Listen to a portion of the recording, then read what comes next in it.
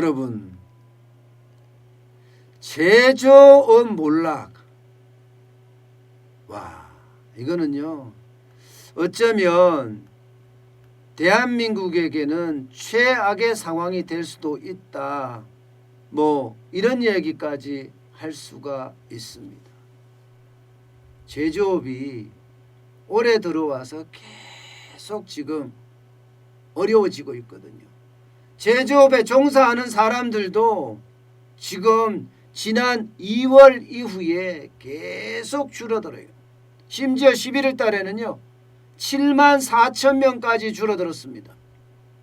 10월 달보다가 좀 적기는 하지만 10월 달은 7만 9천 명 줄어들었거든요. 제조업이 줄어든다는 것은 여러분, 우리에게는 굉장히 나쁜 소식이에요. 왜냐하면 대한민국은 여러분도 알다시피 저도 알다시피 자타가 인정하는 제조강국이잖아요. 그런데 이 제조강국이 작년 올해 특히 문재인 정부 들어서서 서서히 침몰하는 분위기예요. 침몰하는 분위기. 그럴 수밖에 없는 게 제조업의 부담이 엄청나잖아요. 최저임금 올랐죠. 주 52시간제 도입됐죠. 심지어는 중대재해 기업처벌법까지. 이러면 제조업 하려고 하는 사람 없을 거예요. 자칫 제조업 잘못하다가 인명사고라도 나면 망해요. 구속되니까. 감옥살이 하니까.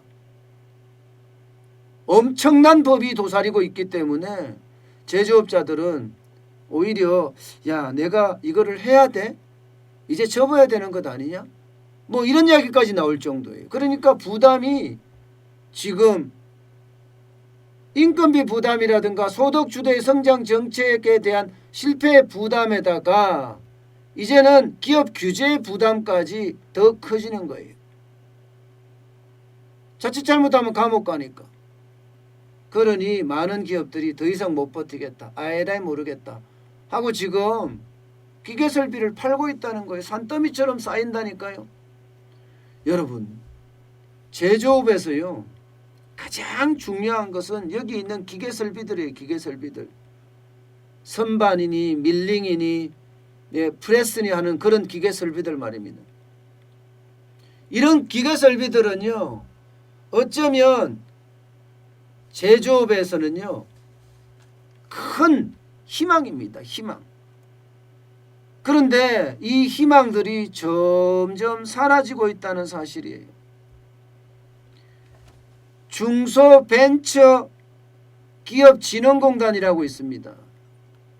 중소벤처기업진흥공단에는요 중고설비 매물을 거래할 수 있는 사이트가 마련되어 있습니다. 거기에 중고 장비가 올라오는 건수를 보면 완전 폭증이에요. 폭증. 지금까지 현재 등록된 장비가 636건입니다.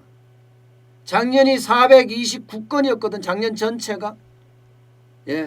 그런데 현재까지만 하더라도 48% 급증했습니다. 48%.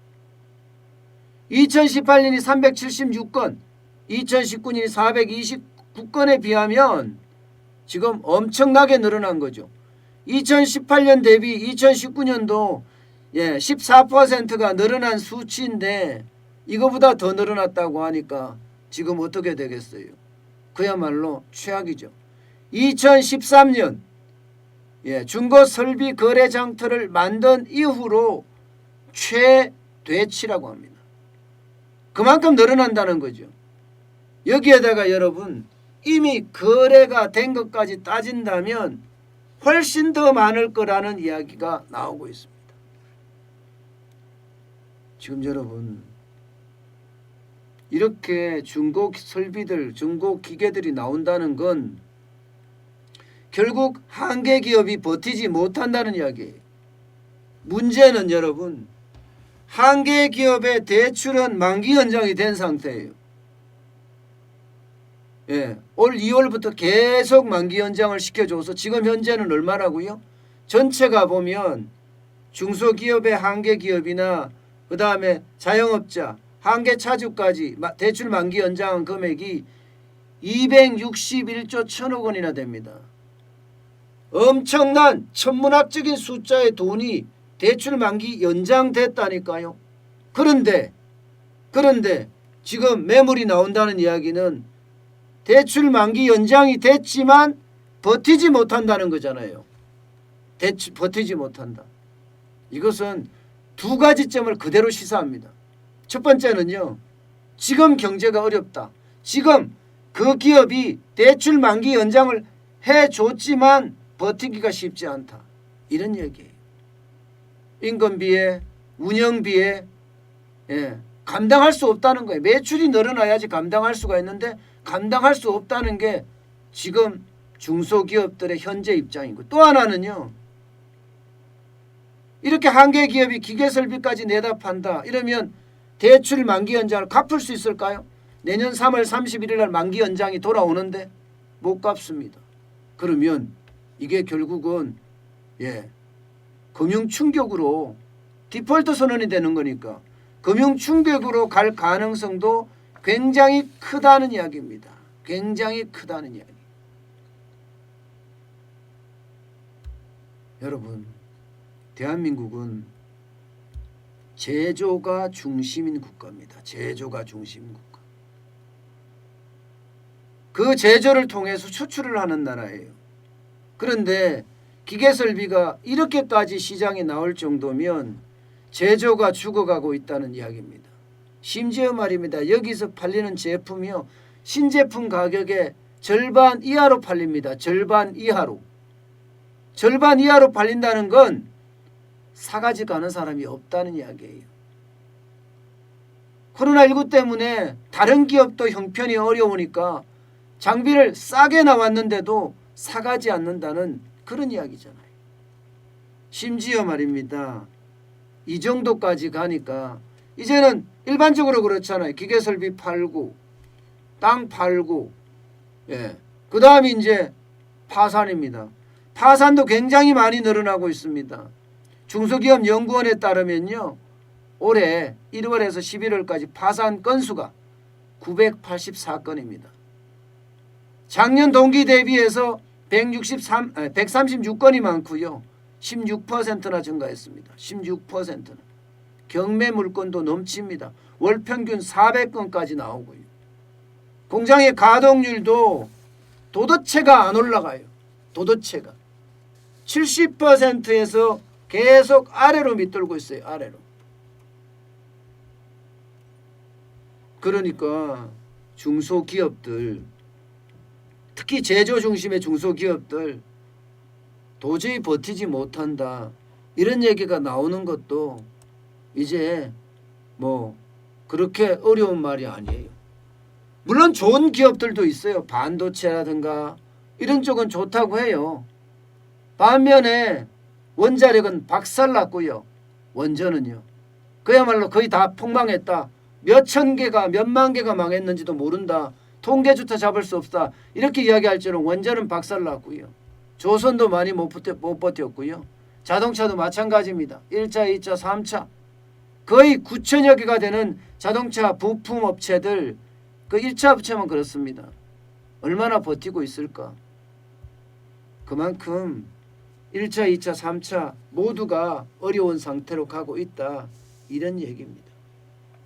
여러분, 대한민국은 제조가 강해야지 먹고 살 수 있습니다. 왜냐하면 수출이 중심인 국가이기 때문에 그래요. 문재인 정부는 기업 자체를 적폐 세력으로 삼았기 때문에 지금 제조뿐만 아니라 기업 모두가 사실 힘들어하는 것도 사실입니다. 좋아져야 될 텐데 하지만 과연 언제나 좋아질까요?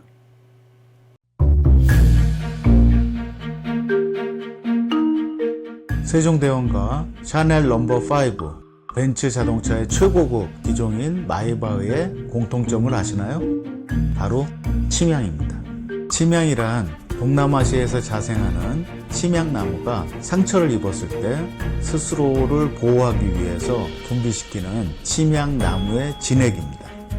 진침향은 태국산 침향과 러시아산 녹용, 그리고 국산 홍삼, 백봉령, 산수유, 당귀, 숙지향, 꿀로 이루어진 침향환으로 만성 피로나 또 스트레스, 기력이 저하된 직장인분들, 또 수험생들, 연세 드신 어르신분들이 드시면 좋은 환입니다.